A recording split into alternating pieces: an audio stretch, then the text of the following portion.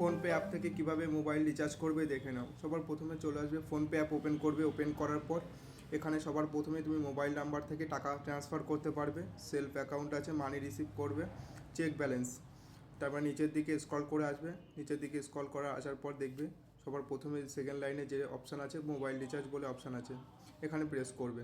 আমি mobile রিচার্জে press করলাম। এখানে তুমি মোবাইল নাম্বার সেভ থাকলে এখানে সেভে প্রেস করবে, না হলে এখানে তুমি নিজের থেকে সার্চ করে এখানে মোবাইল নাম্বার প্রেস করতে পারো। আমি এখানে নাম্বার সিলেক্ট করলাম, যে কোনো একটা নাম্বার সিলেক্ট করলাম দেখানোর জন্য। এখানে তুমি যত টাকা রিচার্জ করতে এখান থেকে পপুলার প্ল্যান, সব প্ল্যান তোমরা এখান থেকে দেখতে পারবে। 5G data, add on data, non stop, hero pack. আমি এখানে যে কোনো একটা সিলেক্ট করলাম। দেখুন আমি 398 টাকা 28 দিনে আনলিমিটেড প্যাক এখানে সিলেক্ট করলাম। সিলেক্ট করার পর এখানে নিচের দিকে চলে আসবে। নিচের দিকে আসার পর দেখো প্রসেস টু পেতে প্রেস করবে। প্রেস করার পর এখানে তোমার ব্যাঙ্ক সিলেক্ট করবে। আমি ব্যাঙ্ক সিলেক্ট করলাম। ব্যাঙ্ক সিলেক্ট করার পর এখানে পে আছে, পে অপশানে প্রেস করবে। পে অপশান আমি প্রেস করলাম। প্রেস করার পর এখানে যে তোমার পাসওয়ার্ড আছে, পাসওয়ার্ড তুমি দিয়ে দেবে। পাসওয়ার্ড দেওয়ার পর তোমার রিচার্জ হয়ে যাবে। এইভাবে ফোনপে অ্যাপ থেকে মোবাইল রিচার্জ করতে পারবে। Thank you.